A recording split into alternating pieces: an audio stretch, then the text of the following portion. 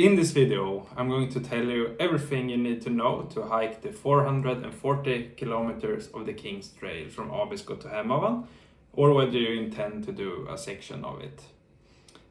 If you clicked on this video, you're already intrigued, but Kungsleden, it's one of the most well-known hikes in the world, and the King's Trail through the wilderness of Lapland, well, it offers endless landscapes, including the largest protected area of nature within the EU.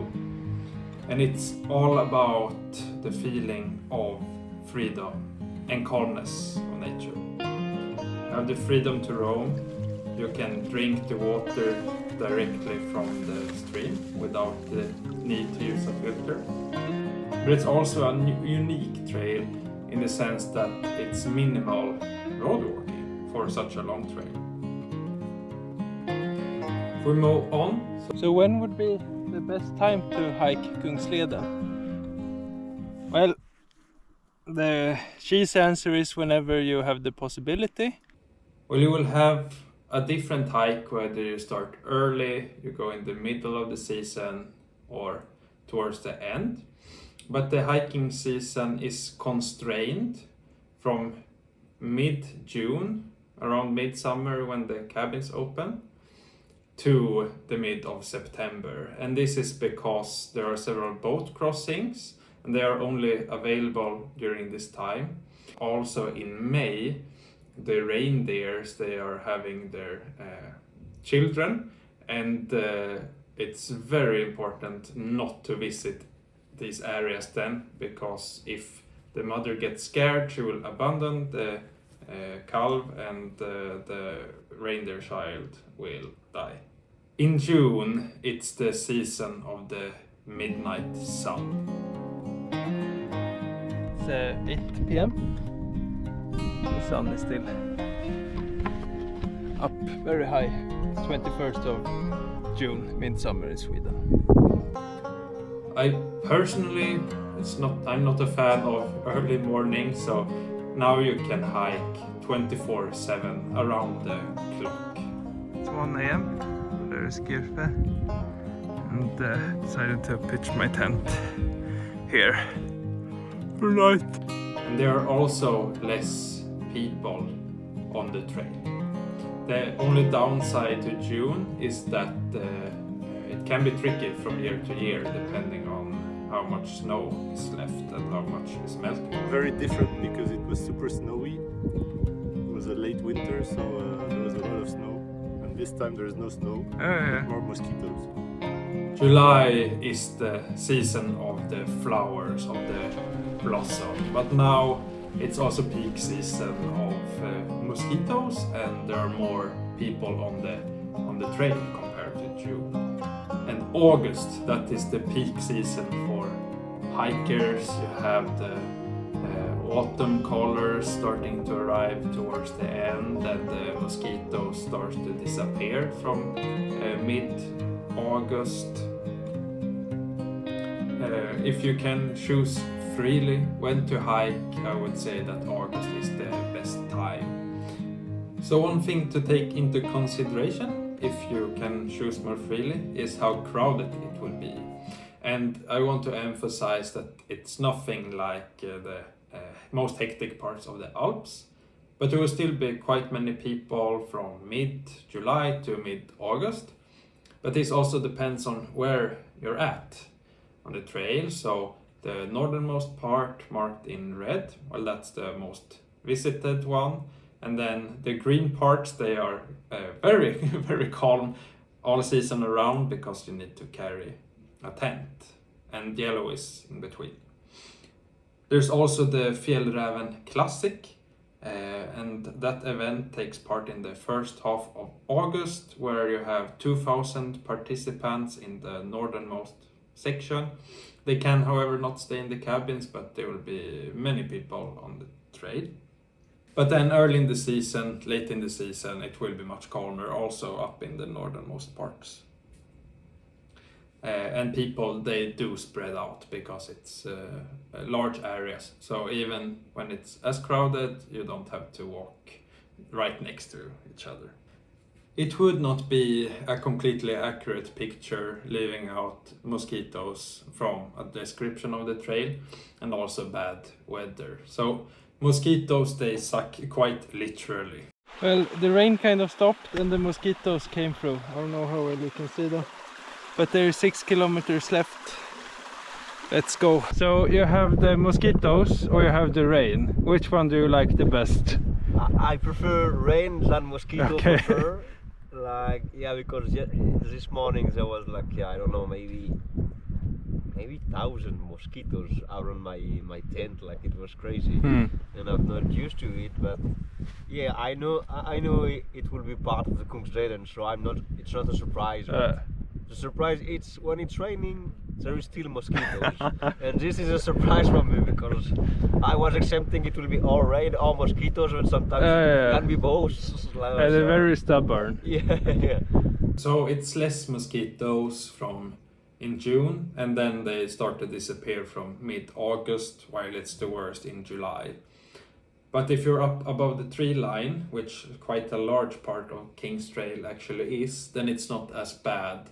But once you go down below the tree line, then it becomes quite awful actually. So I would suggest bringing a mosquito net to protect your face at least. So the King's Trail, it can be paradise, but it can also be hell. So the weather is very important, and I met people that hiked half of King's Trail only in rain, and that is quite miserable. Weather is also the only dangerous thing on the trail basically, and it's what can kill you. So even during the summer months, the temperature during the night can drop to 0 degrees. So you need to take this into account and bring a sleeping bag that it's warm, and also hat and gloves.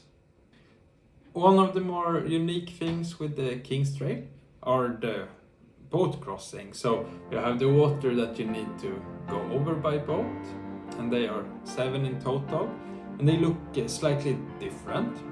So it can be actually one of the highlights of the whole trail to row yourself across to the other side when the weather is splendid and the sun is out, and you can just... But then you should refrain when the conditions are poor, because then it can become dangerous.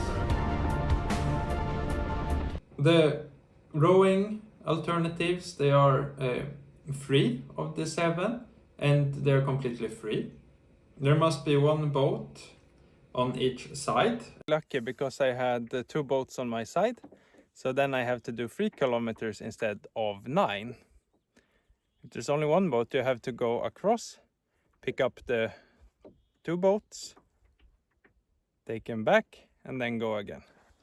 So that was really wonderful. If that would have been the case, then I would have waited to 5 to take the motorboat. There are 2 of these. You can pay to get across if the weather is poor, or if you find yourself only with 1 boat on the side and don't fancy going 3 times. So the rowing boats, they're put in place from around midsummer, latest 1st of July, and they stay there towards the end of September. So 4 of the water crossings are organized and you have to pay. There's no rowing alternative. And these are Saltolokta, Siitojaure, Kvikkjokk and Ribnes. And I will leave that information in the description, but you generally need to arrive 30 minutes before departure. I would suggest that you use the ordinary hours that are fixed, because there's often an option to go outside of the schedule, but then it will cost you much more. So there's only 1 part of the King's Trail where you have to do road walk or take a bus. It's 30 kilometers from Vakkutavaare to Kebnats, and then taking the boat to Saltolokta. So here the King's Trail takes a pause. So then how do you pay for the bus and for the boat crossings, and also if you want to stay in the cabins and come to next? Well, in most cases credit card will work absolutely fine. There is at least 1 boat crossing where it's advisable that you have cash with you. So always have cash on the King's Trail, but you won't use it as much as you might think. So there are mainly 3 types of cabins along the King's Trail, where the main operator is the Swedish Tourist Association, and they have 16 cabins, 5 mountain stations. And I would highly recommend that even if you bring your tent, to stay some nights in a cabin. And this is because it's such a nice place to meet other very friendly, like-minded hikers and the volunteers working in these cabins. I can highly recommend Selka. Awesome people working here, and wonderful huts and cabins, and now the adventure continues. And it's simply nice also to stay in a bed once in a while. And I cannot emphasize enough how nice it is to take a sauna. Several of these have saunas, especially if it's been raining outdoors and you're a bit cold. And the best saunas, there is a book about saunas in the Swedish mountain, well, that says that in their opinion the hut Selka as the best sauna. I really like the sauna by Tärnasjön, and it's quite newly renovated with panorama windows, and it's super nice. It's a fee to stay in the cabins. It's cheaper if you're an STF member, and it's cheaper if you book in advance. But it's totally fine to show up, and there will always be space. They operate on that principle that everyone's welcome. This is also kind of a safety thing. One thing to note is that in the cabins you help out by chopping wood, and you also bring in water and empty the dirty water. So it's a bit communal in that sense, that in the mountains everyone helps out. So which are the nicest of the cabins? Well, using as a proxy how difficult it is to be appointed as a volunteer working at the hut, how many applicants there are, can easily see that the Kaitomjaure hut, looking like a scene from Rivendell of the Lord of the Rings, is on top. Also, that was my favorite of all during the trail. And then Seojaure also ranks very high, but I had quite an awful experience actually around that hut, which I have included in my first part of Kungsleden hiking series. And for the southern part of the King's Trail, the Eigert hut also ranks the highest. A different form of shelter came about after a terrible incident in 1978 in February in the Jämtlandsfjällen, where 8 people froze to death in February when they were out skiing. And these are emergency shelters, and you will find them quite frequently on the trail. You're not allowed, except for situations of distress, to sleep in the cabin, but I brought my tent, so I will pitch it just next by. But you can of course tent next to it and come inside to escape the mosquitoes or the wind, and just sit indoors to have lunch or so.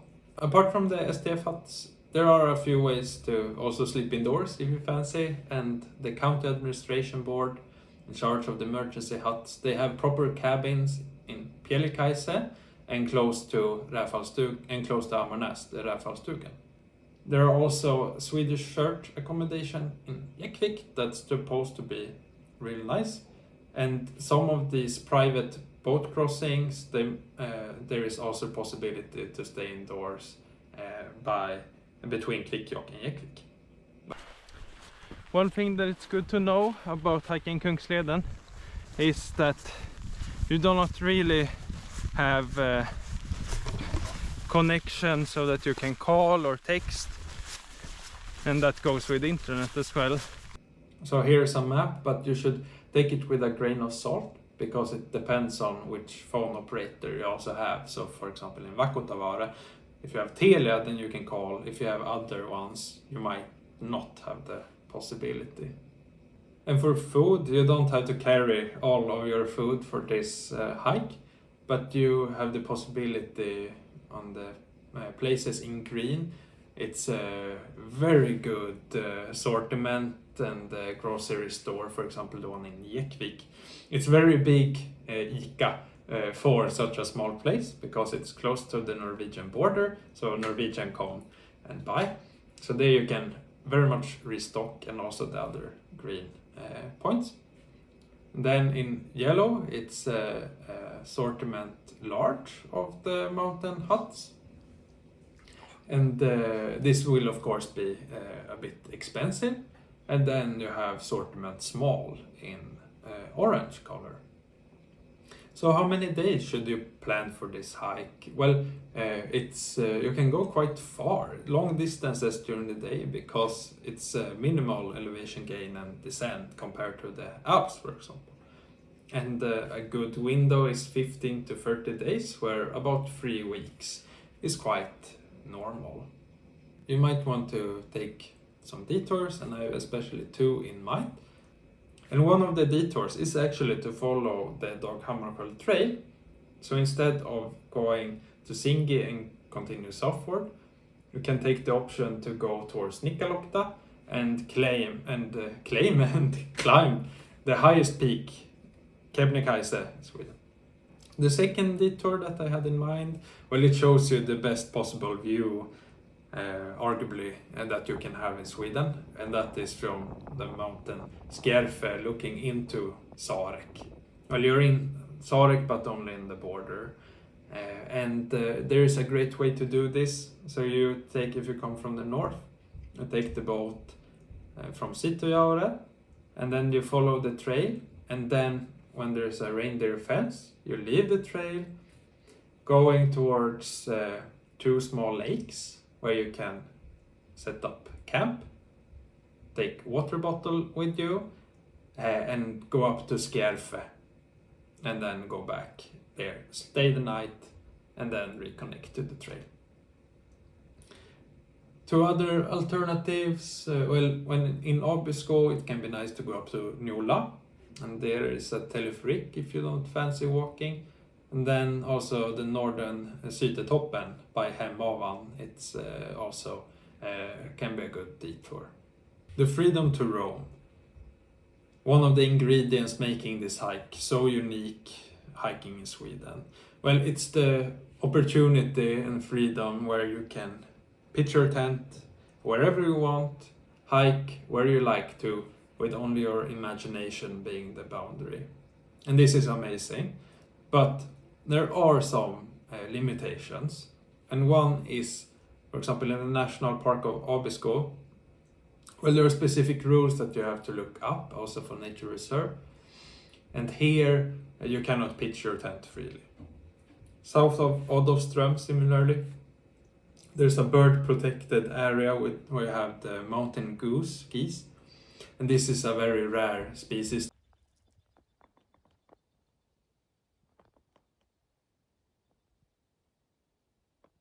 You must stay on the trail. And then if you bring a dog or if you're going to fish, there are specific rules that it's your responsibility to look up. In quoting Dag Hammarskjöld, we are guests in a world where we lower our voices so as not to disturb. So don't go too close to animal life, and it's evident for everyone, I hope, to leave no trace. And I want to very much emphasize that we are visitors in the lands of the indigenous group of the Sápmi. We'll pass by 15 different Sápmi communities on this hike. The lands that they have used for centuries. So we must be considerate to the activities of reindeers and try to disturb as little as possible because we are guests. With leave no trace, this means that you carry out your trash yourself. You're not allowed to leave trash behind in the cabins or in the emergency shelters. But there are a few areas where you can drop it off, and I mark this for you on the map. Although sometimes it's quite far that you have to bring your trash in your backpack. And for going to the toilet, you must have a shovel and so, but try to do this as little as possible, and use outhouses that exist quite frequently along the path, and it will be a happier place for everyone. Apart from a shovel, what else should you bring? And here the council comes from 140 years ago, Fredrik Svenjonius, saying that a long road makes a small burden heavy. 10 kilogram on your back will eventually be felt. So pack light, but pack so that you can withstand strong winds and cold nights and so forth. Safety is more important than being light, but this is not necessarily a contradiction. With this in mind, traversing Kungsleden, well, it can be a transformative experience that will leave lasting memories for the rest of your life, and I envy you that have this awesome possibility to set out hiking the King's Trail for the first time. I will leave up-to-date information on when the cabins open and close, hours for boat crossings and the bus in the description, and please leave any questions unanswered in the comments section. So thank you very much for watching, and I wish you a wonderful time hiking Kungsleden. See you next time.